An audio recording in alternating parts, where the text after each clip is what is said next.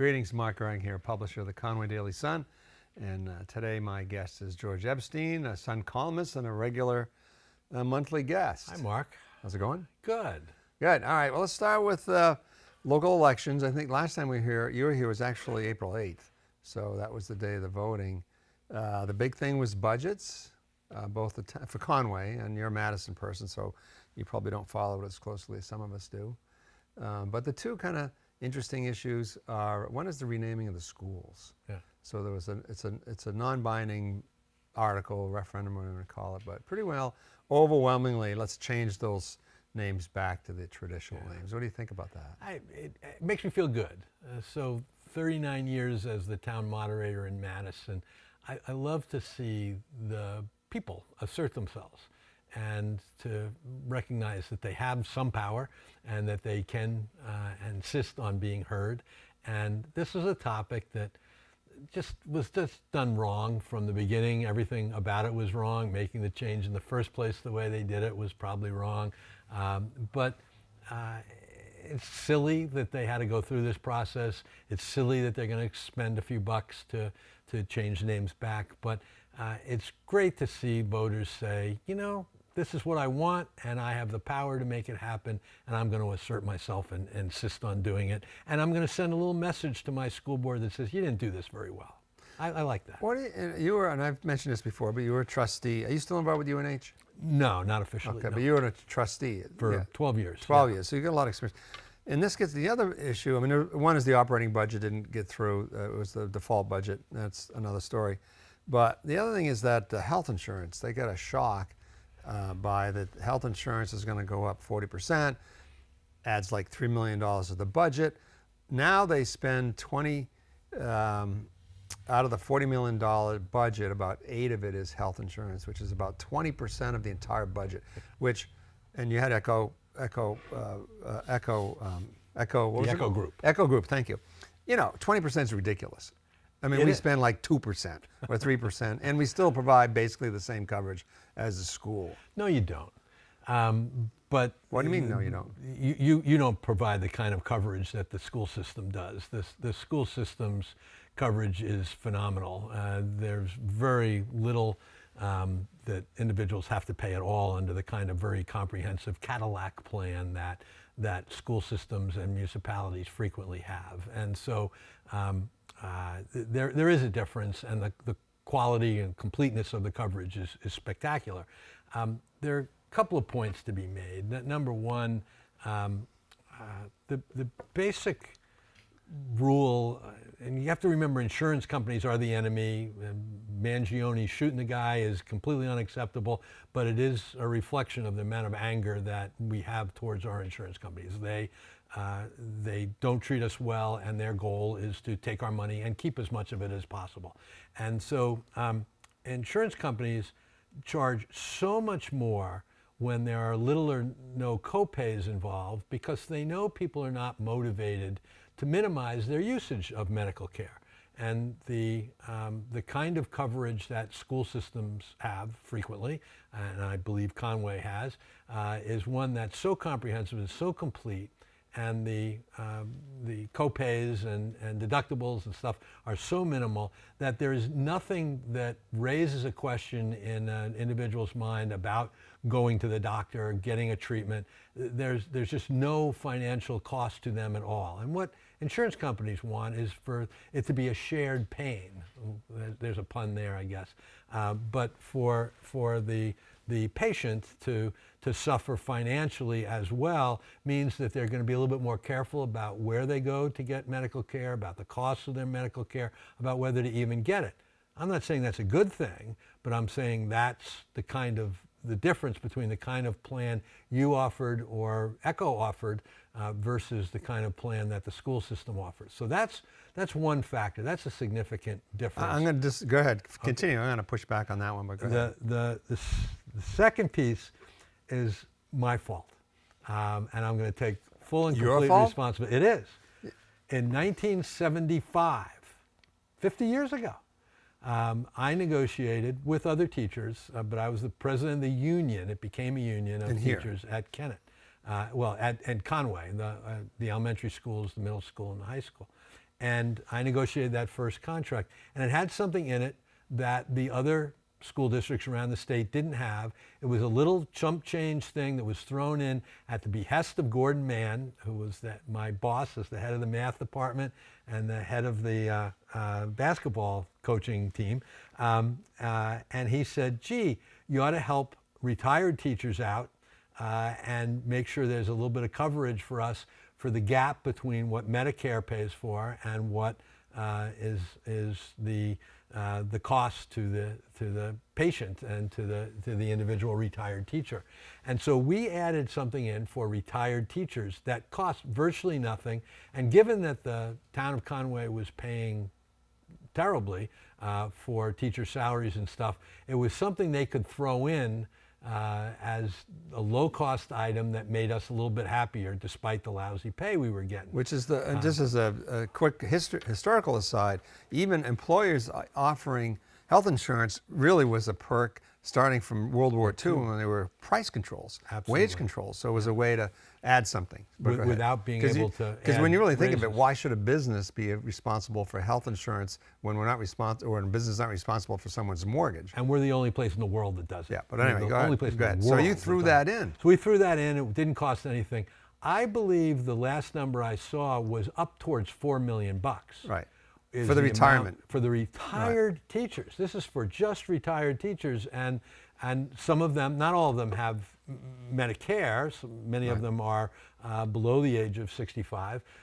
But this has become a huge cost item. You're talking about 10% of the entire budget for the Conway school system goes back to that little throw-in thing that I negotiated for in 1975, which shows, I think, primarily the absurdity of the thinking about compensation for teachers and other employees of the school system by both the unions and by the school board and the administration of the school system. It's time to take a deep breath and to say, look, the pay stinks. Sure, you get more time off, but that's primarily time where you can work part-time jobs to fill in the lower pay.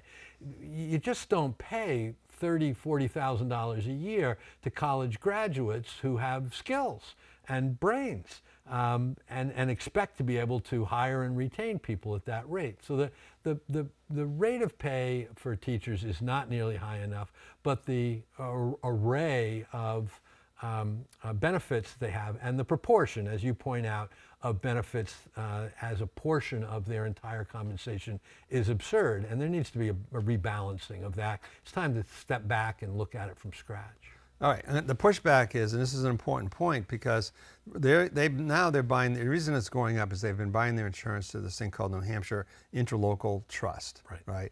And back before Obamacare, they were like an intermediary. They could help, advise, here's the doctor, here's this, they do all that stuff. But since Obamacare, that's changed, because all insurance programs, all insurance premium programs are the same, except for the deductible. So it's not true, I don't know what it is, but they do have, one of the things the school has negotiated over the last many years is they pay a deductible. I think it's like $1,500 or something. So it's not 100%, that I know. I don't know that number. But the other thing is that anybody can go to a silver plan, an Obamacare, and it pays for everything, and the most you have to pay is $6,000 out of pocket for drugs and doctor visits. And if the school like we do, we self-insure for part of that, so the first $6,000 doesn't come out of someone's pocket. So it's just, health insurance is much easier from that point of view than it was back before Obamacare. And that's why the point is, and I've advocated this for years, is to say just go down the street and get another quote, because what they're paying for families and individuals is like twice as much as we're paying or anybody else is paying who doesn't go through that trust.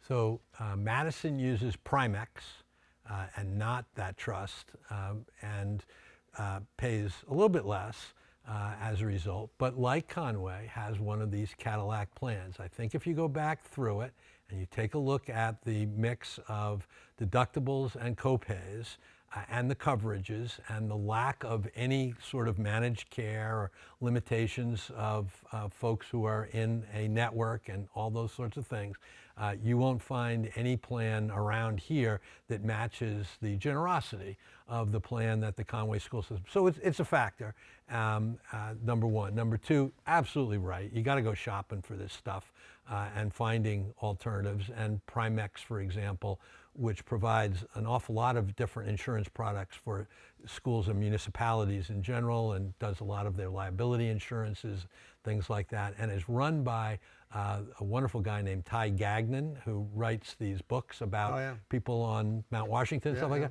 that. That's an alternative, and there are other alternatives as well. So yes, you should go shopping. Yes, you should damp down the plan, make it a little bit, somewhat less generous than it is right now. You have to go back and take a look at the generosity of the coverage for retired teachers. But in the end, you still have to step back and say, what's the right mix of compensation? If I'm a teacher and I'm going to cost the school system $80,000, how much of that do I want to have in my my perks, my various benefits, versus how much I want in my pay? And you have to start negotiating from that kind of perspective. And it's true. And then and the thing about, I mean, this is my own experience here, but they could easily save a couple $1 million off the top just by getting a quote and having lower deductibles for the same Cadillac plans, which I disagree with you on that, than what they're paying now. And a lot of that, when you look at the, the school population, I don't know what the census is, but I'm guessing now that the age is, pretty young for the school system. A lot of new teachers over the last 5 years, a lot of retirees and all that. And those people, given that unfortunately they have the low salaries, you go to an Obama plan for someone who makes $45,000 a year, which is, I think, starting pay of $43 at the school now, your premium could be $100 plus the $6,000 deductible, which they can self-insure. I'm sorry, but I think you've way oversimplified it in the sense of the Obama plan, different formats of that particular service. So you have subsidies, billions and billions and billions of federal dollars in subsidies that are built into those prices. You have limitations on who can use and go to Obama plan, the Obama plans. If you're employed at an employer who has a certain number of employees, 40, 50 employees, you can't go to Obamacare. You have to get this because your employer is required to provide that kind of coverage. So the mix of people you get on those plans is frequently younger and more unemployed, but therefore healthier, and those are folks who are less likely to utilize services. So medical insurance is very complex, and the medical insurance companies want it to be complex because that's how they jack up the price. But if you get someone to manage the person, I'm not going to plug who it is, it's the same person. Someone mentioned Curtis Coleman is on the SAU board, and someone mentioned that Curtis Coleman has a great health plan. It's the same people who do ours. And we have, even with our small group, we have some people on Obamacare, some people on Blue Cross, some people on Ambetter, and it's a mix. And it can be done with an MRA, so it does get complicated from an administrative point of view to some extent, but not for people who know what they're doing. And this is where they're going, and we can agree that it's paying. Is this too much money for premiums? All right, absolutely. Let's deal with that. Anything else on local school? The names, they're going to change the names back. Although they haven't actually formally taken that action yet, but I think they will. Just with regard to the budgets, both the town and school budgets in Conway going down, and I think people might be reading too much into it. Part of it is perhaps some detachment between the select board and the school board and the community and kind of where they are on things. I think there is a detachment. I think the defeat of a longtime incumbent as a selectman in Conway showed his detachment from what was happening in the community, and Mr. Donahoe you had on recently, who won there, is presenting himself as someone who's better connected and hopefully will be. But I think big picture wise, people shouldn't read too much into the defeat of those two budgets. The fact of the matter is that the revaluation that the selectmen ordered a year early for the town of Conway that so exploded the residential tax costs, because it moves so much of the tax burden from commercial to the residential population, was such a big mistake, and it had such a huge impact on people. It's pretty understandable that people would say, just take it easy on me. I can't take it. And you just clobbered me too much, and I'm just going to vote against this stuff until things settle down and I can start to get my head back above water. Well, how do you think, I mean, I think with Carl Thibodeau, who lost to Peter Donahoe, and I realized that the Conway town operating budget got nicked too. The default budget was voted for the reasons you said. Right. I think Carl was unseated just because, whether it's their fault or not, they've just taken some hits. I mean, mishandling the signs situation with Levitz. The casino took a while. We had to revoke the building permit. So I think there were some political things. But on the school side, what I don't get, the two obvious ones was the name change and the special article to have a design, $200,000 to spend to reverse the entrance from the front to the back of the school. And my question is to you is that, how is it that, to me, this is insulated? Like, how could they think this is actually going to pass in this climate with the reval and the big budgets? I mean, how do you, being a trustee, were you insulated? Like, how does even the school board in little old Conway, when people see all their neighbors in the grocery stores, become insulated? The only thing I'd start with is that I disagree that somehow the selectmen are different from the school board. I think they're both detached. I think it wasn't political hits that caused the selectmen's budget to go down and a longtime selectman to be defeated. It was because they made mistakes. They made bad calls. And the craziest one of all the things we've seen, school and town, having the town reevaluated a year early was one that cost people millions of dollars. That was a big, big mistake. Having said that, both of those bodies, the school board and the board of selectmen, have a detachment from the community that is shocking to me. And you're absolutely right. Spending $250,000, as I understood it, on the plan for making a change to the building, you're right. There was just no way on God's green earth that would fly. I look at something like the selectmen posing at the casino. Right. Endorsers of that in your paper. And I looked at that picture and I thought, I wouldn't do that. I said, you know, I might go gamble at a casino. That's fine. No harm done. But I'm not here to promote casino gambling. That's not my role. As a selectman, right. And as an officer of the town, as an elected official of the town, not as an individual. I mean, just talk about stuff like that. The paving of the path in Whitaker Woods is another example that's just going to get people fired up and doesn't seem to have a lot of deep thought behind it. I think it's a hard decision. As a member of the Forest Society, you deal with issues like that. I'm on the board of the Forest Society, and we have thousands of trails all over the place, and you have to make decisions about how accessible they're going to be. We want as many people as possible to be able to use trails and so on, and we have to be sensitive to the degree of wildness that people want on those trails. Those aren't easy calls.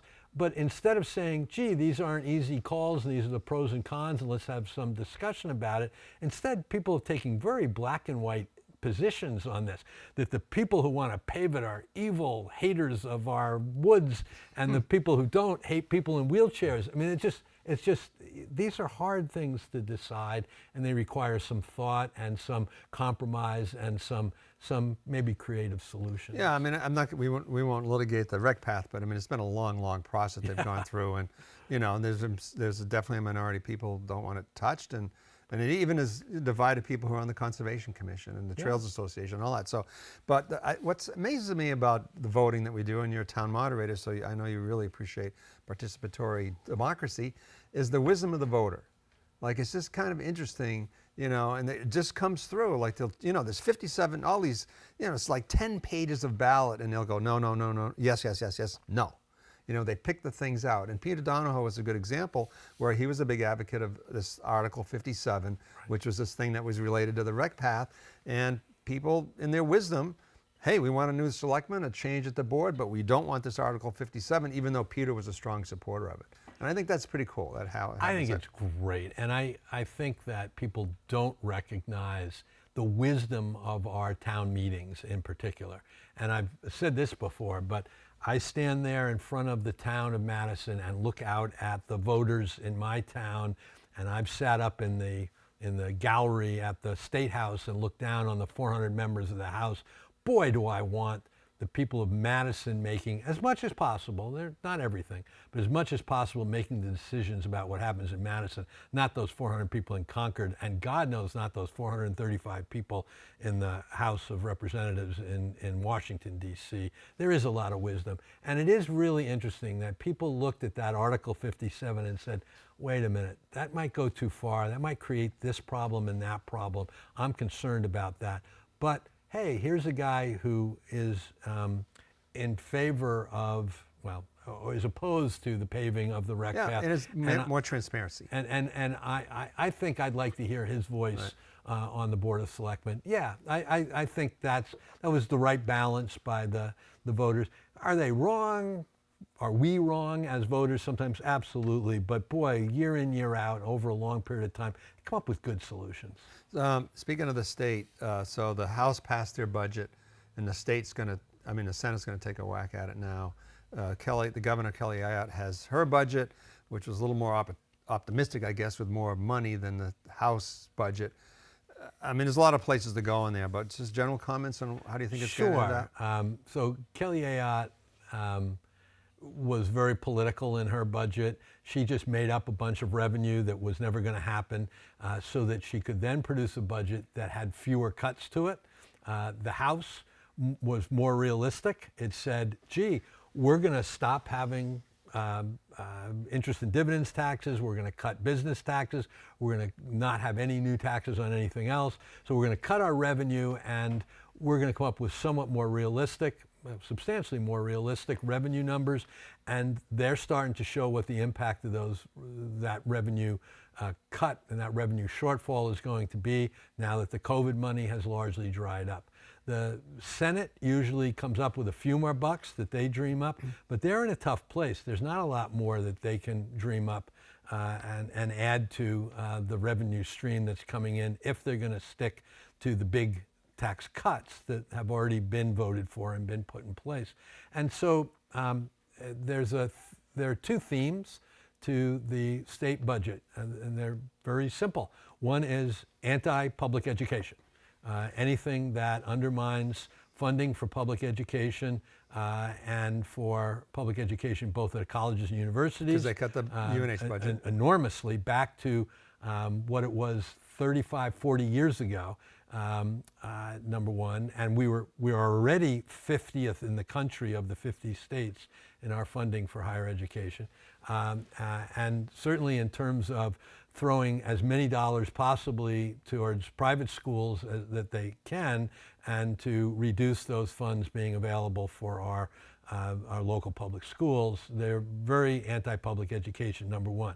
Number two, the other way they fund their tax cuts is by pushing expenses down onto the local towns and communities, by reducing the funding for funding that should have actually been increased for the retirement system, which winds up in that budget for the towns and the schools, pushing back on the funding for return of the rooms and meals tax, cutting back on special education funding. Doesn't matter what it is.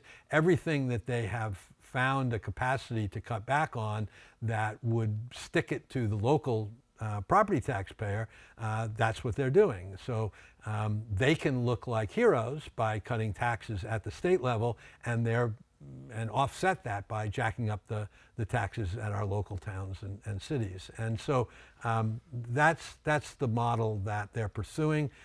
You have the Free Staters as a minority and among even the Republicans in the House, but as the dominant players in deciding things. Jason Osborne, who's the majority leader, not the Speaker of the House, but the majority leader of the House, really runs the House. And he's the one who is promoting this kind of pushback and raising of local property taxes. What do you think about, you said this, and that's a pejorative for sure when you say they're anti-education, and the big thing Public education. Yes, and so, but yes, that's true. And the big legislative effort is this EFA, the Education Freedom Accounts, which are vouchers, And what's on the table now is to allow have anybody, regardless of what your salary is to receive $5,000 if you send your kid to Exeter or a ski school or something. But they just call it choice, and and that the public system needs a new some competition. They don't say. So do you think they're really anti-education? Public education. Anti-public. Okay. Absolutely. So why? I don't even get that. So you have groups that are flying the Free State leadership of our House around the country to conferences in Texas and places like that are sponsored by companies like the company that takes millions of dollars of our money to be the company that distributes the Education Freedom Account money. They sponsor these conferences, and these conferences are all oriented towards driving our country towards a system of voucher-style education. And you may like that, and there are people who obviously who do, and who are spending many millions of dollars in order to promote that. And they're paying for junkets for our legislators to go to these events, and there's no secret about them. These are events that are designed to promote the defunding of public education as we know it, and to create voucher-style systems whereby each parent is deciding based on what's available to them and what's geographically feasible for their child to attend, to give them options and choices among those particular choices. The difference is that, and we've already criticized the school boards a little bit, but the difference is we elect the people who run our public schools. And we live with the consequences of the people we elect. And if they're not doing a good enough job, then we have some power to get rid of those folks. The people who run private schools, the people who run charter schools, these are not people elected by anybody. And we're giving our taxpayer money to them to provide the education system that they decide is the appropriate one. And they have to attract people to attend, and I think it's nice that there are charter school options for people to have in this area. I do think our public schools in this area and across the country can benefit from having the competition of those types of private operations, but in the end, I don't want to pay for it. I don't want to pay for their kid to get a religious education. I don't want to pay for the kid to be able to play squash at Phillips Exeter. I don't want to pay for the kid to be homeschooled by parents who've decided that they don't want the kid in public schools or any sort of school where that socialization is going on. I don't know what those parents are teaching. They're every right in the world to teach those kids at home. I don't want to pay for it. And I think that's the question here. They're anti-public education. And there's a societal value to the public education because it really is a melting pot. It is. I mean, the thing is, you get segregated from the age you're 6 years old. You go to the ski academy or or a religious school, and you're not interacting with kids who might be a little different than you. So when I stand in front of those people in Madison as the town moderator, I'm looking at folks who probably, not all of them, but the vast majority of them went to school with other kids from other economic backgrounds and other social backgrounds and all sorts of different backgrounds. And that makes running a town meeting a little bit easier than if I'm looking at a group of people who are educated at a particular religious school, who were educated at a particular charter school that has a certain philosophy about trees, and another one that just wants to teach you robotics. I like the fact that I have a group of people in front of me who are citizens of the entire community. How do the public education, that may apply to high school level, but what accounts for cutting the UNH budget other than just a cut? Oh no, it's part of the same thing. They really don't view education broadly as a government responsibility. They want to take government out of that responsibility, and they have in New Hampshire. So my 12 years on the board, originally when I first joined the board, I want to say in 2002 or 3, the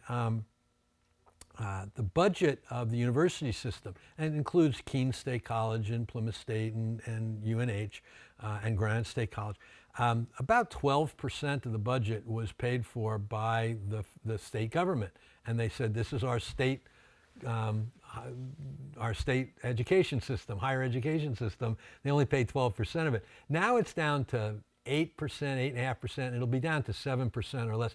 What New Hampshire has are private colleges. UNH is essentially a private college, and Keene and Plymouth are private colleges with some money from the state to essentially provide in-state tuition scholarships. We reduce the tuition a little bit to the degree that we can, using the funding, the little bit of funding that we get from the state of New Hampshire.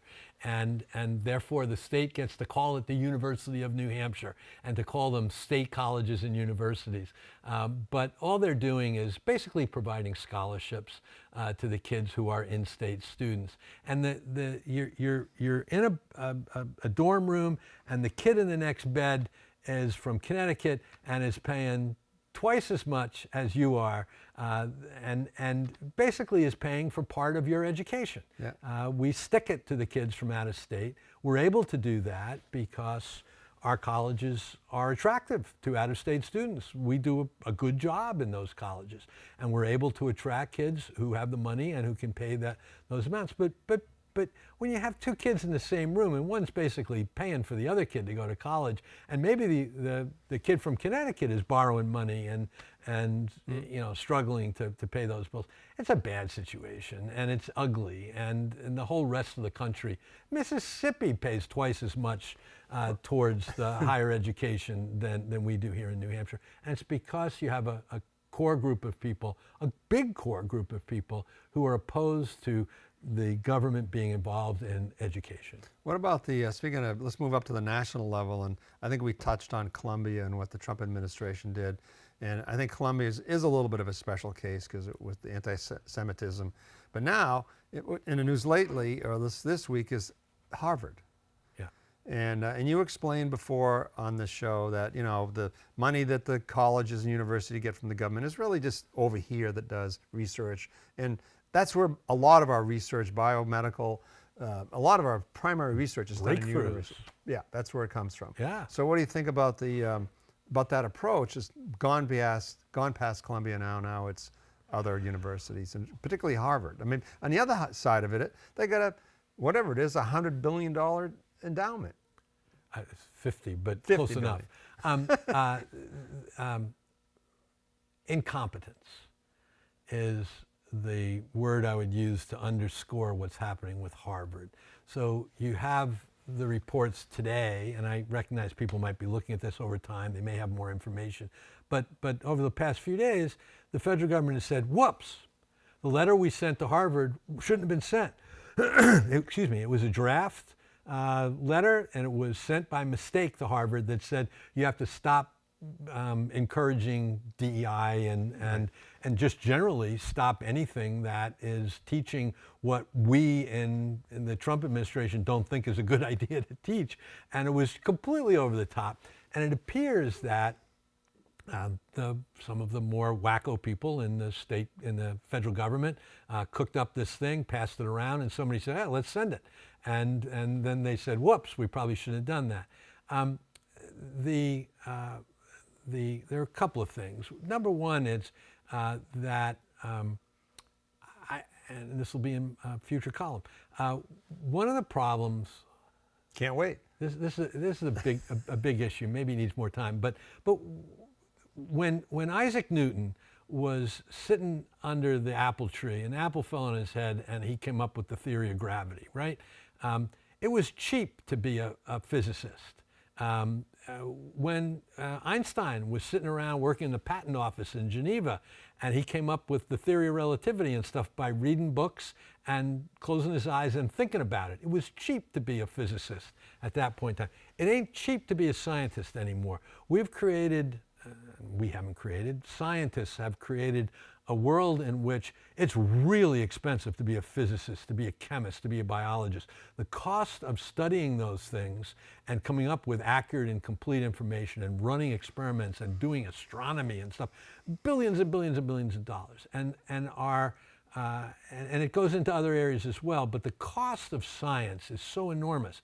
And our colleges and universities, and this is my problem with it. But colleges and universities have sold their souls to the federal government. That's where we've decided that the funding should come from for these things. And the results have been great outcomes. I mean, terrific things that have been discovered in artificial intelligence and quantum computing and mRNA vaccines, and they all came out of this kind of stuff.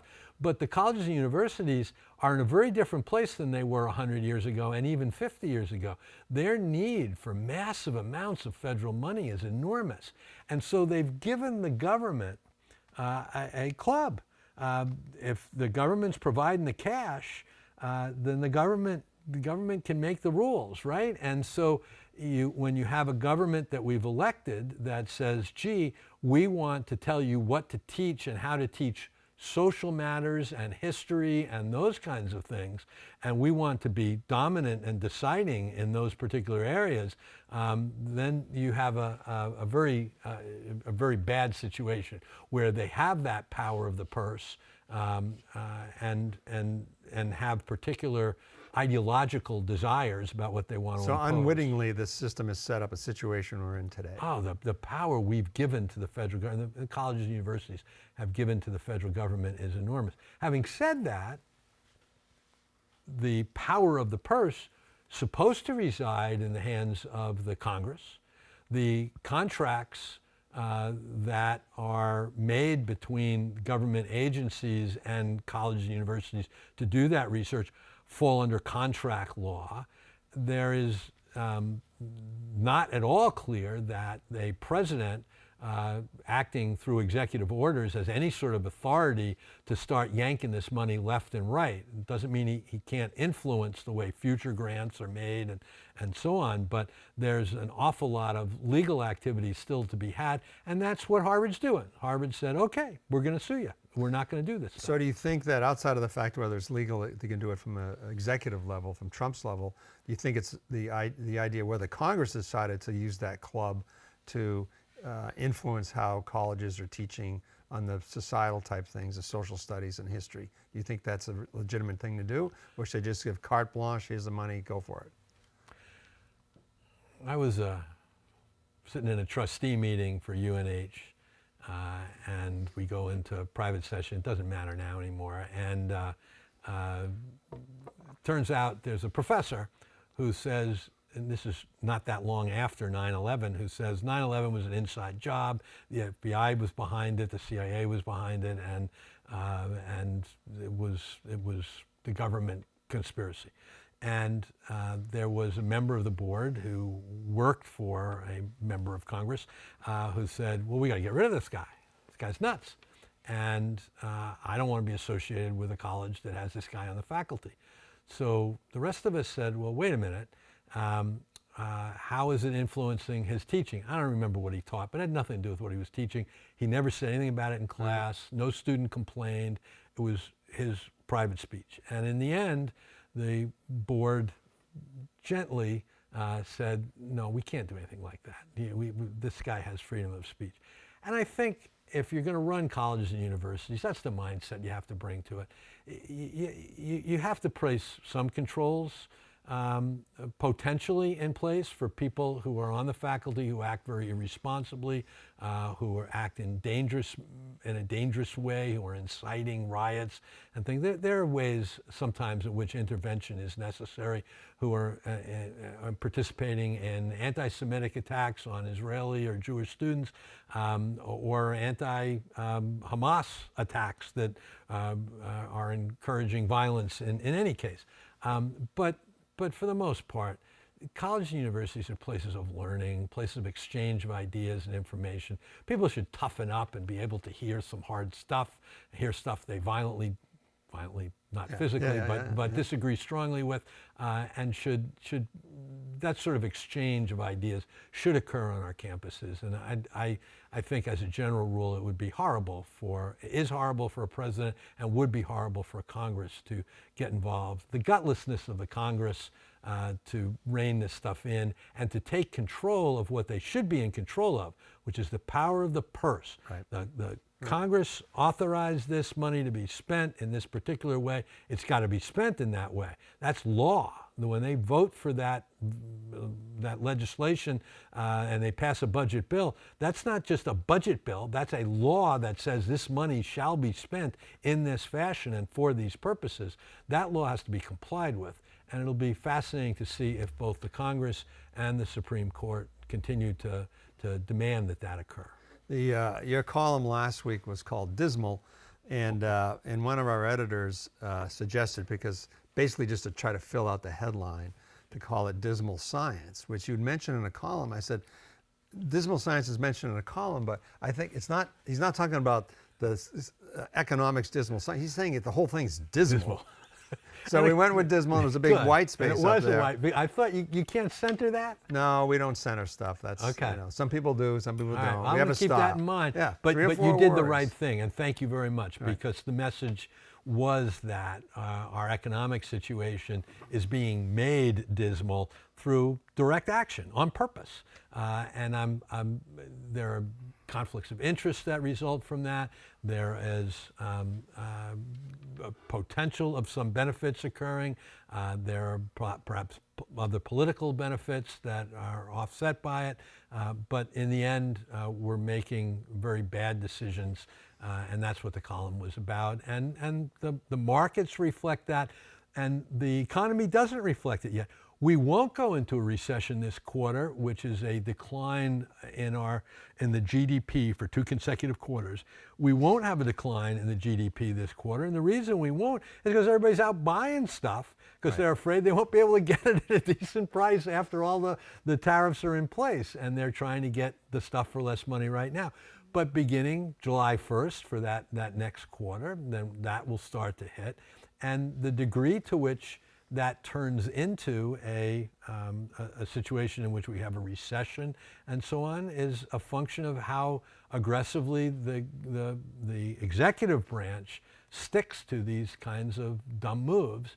And it also has the political component. How much can the president blame the crash of the economy on Jerome Powell, who he appointed years and years ago, who has managed the Federal Reserve pretty well, managed interest rates pretty well, too slowly with regard to stopping inflation, but has managed that stuff pretty well. And he's decided that the president has decided to blame the head of the Federal Reserve for all these problems with the economy, which anyone who's not nuts would realize it makes no sense at all. Yeah, my son-in-law just bought a German car in Boston, and they said the dealership had like the best quarter ever. Yeah. Because they're all buying foreign cars before they go away. So where do you think, in your column, I think, it's been a week since I looked at it, but you had a couple predictions, a short term and a long term. Yeah. Like you said, their first quarter numbers have nothing to do with what's going on now, because they look pretty good first quarter, and it's always a trailing indicator. So short term, where do you think we're going? And long term, are we in for a recession? I guess that's the question. Yeah, it's hard to imagine this won't go all the way into a recession. And recession is a strangely defined word by economists. What we think of as a recession is just a bad time, when business is bad, when unemployment goes up.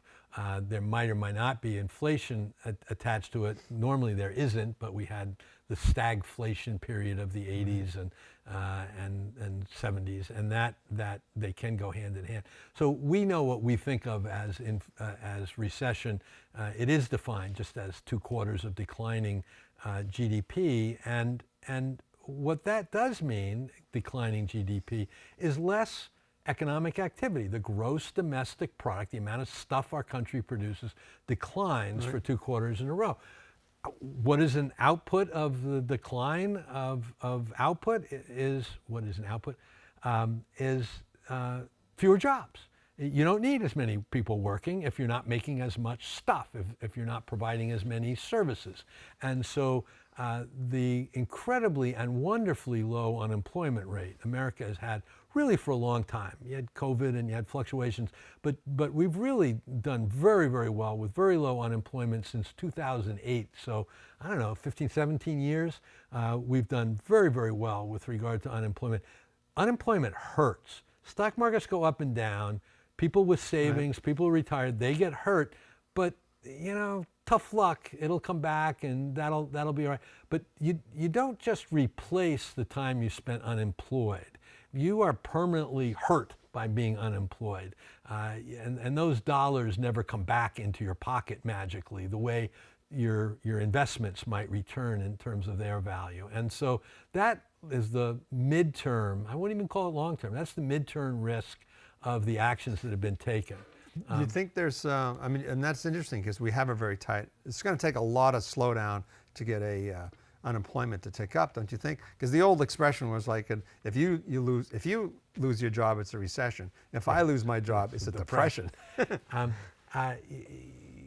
We do have a tight employment situation. A lot of businesses are out looking to hire people and have struggled to do that.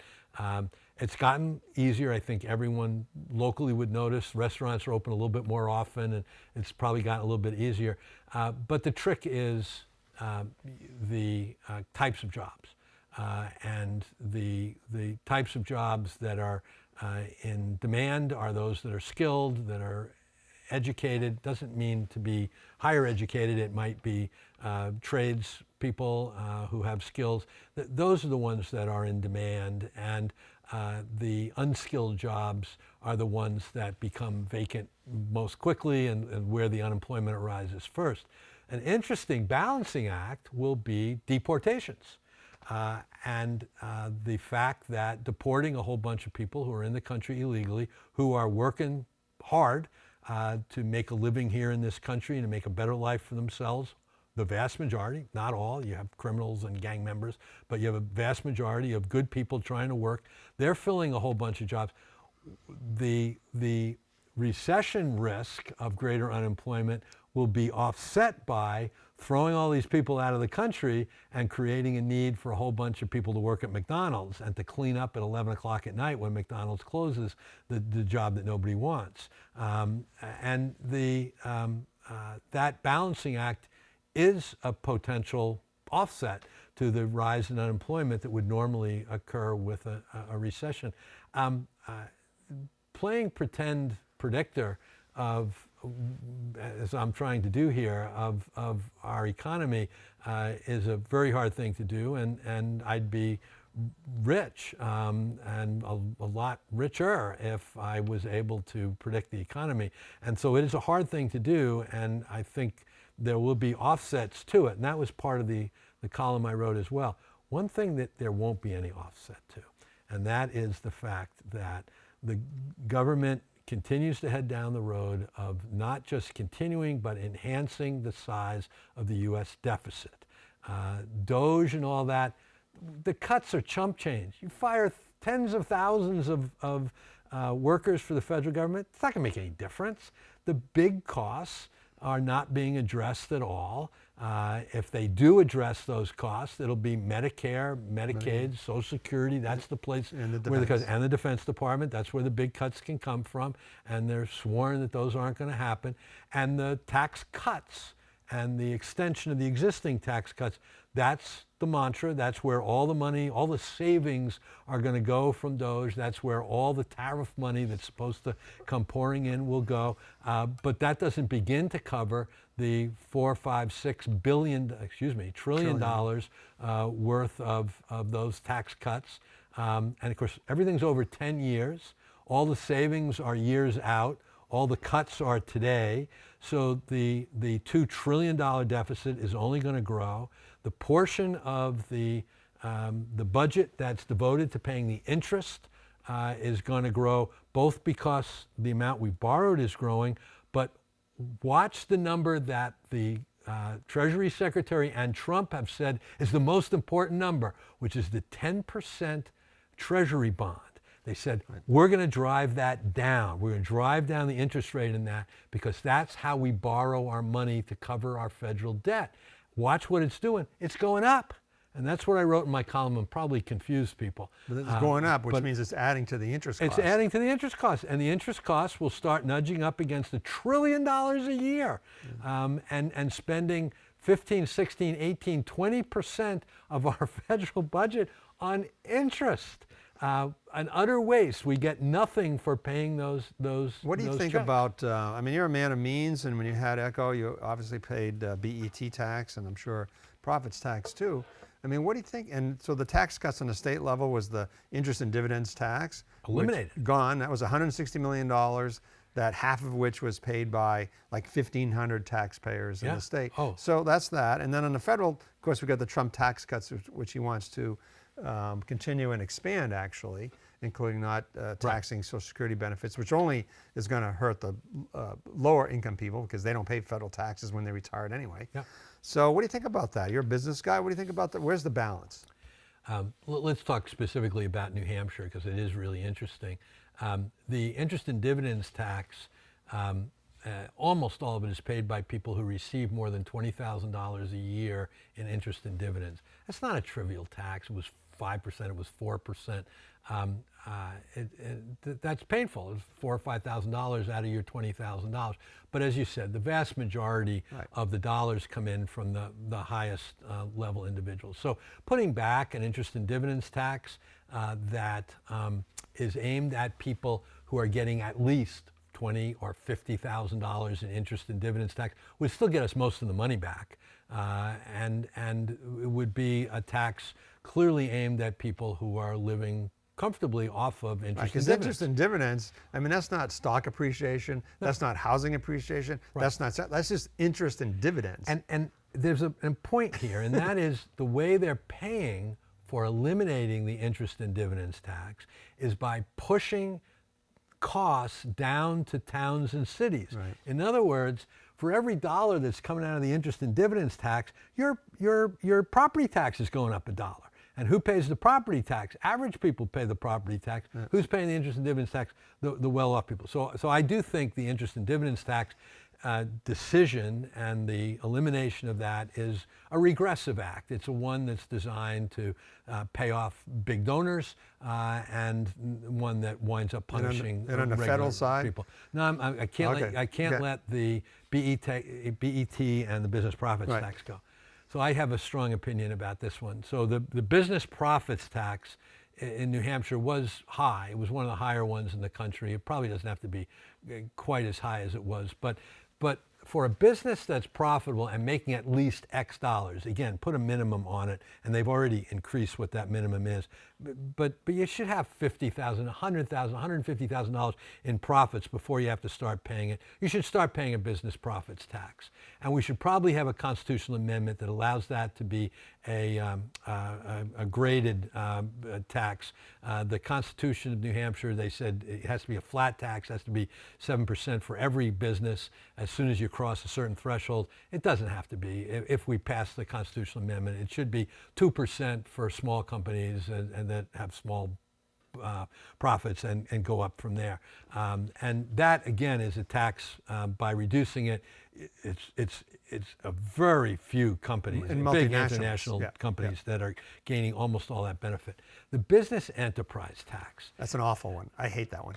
Business enterprise tax is an income tax that the Republican Party cooked up as a way to generate additional revenue when they needed some additional revenue when there was a recession in the state of New Hampshire. I think it was Judd Gregg, but it was one of those people back then.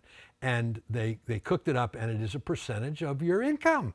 And that is paid for not by the employee, but by the company. And it is a terrible one for multiple reasons. One, it's a bait and switch. It's a tax, a state tax on income that, well, we were opposed to state income taxes. That's what it is. It's an income tax. And it's misleading, and people think there's no income tax in New Hampshire, and we business owners know better, number one. Number two, it's regardless of the profits a company has. Right, you're going to have no profits. You have no profits. You mean losing money. So you're a startup. You're trying to create a business. You're trying to hire people. You want to add staff. You're an idiot to add staff if you're going to be taxed for every staff person you're added. Not only do you have to pay their salary, but you have to pay the tax on their salary. You have to pay an income tax on Disincentive them. to hiring people. Absolutely. It's a disincentive on starting businesses here in New Hampshire. And so that's something that New Hampshire should be ashamed of and should find a way out of it. There was a reason that it made some sense for people. You had what are called pass-through businesses.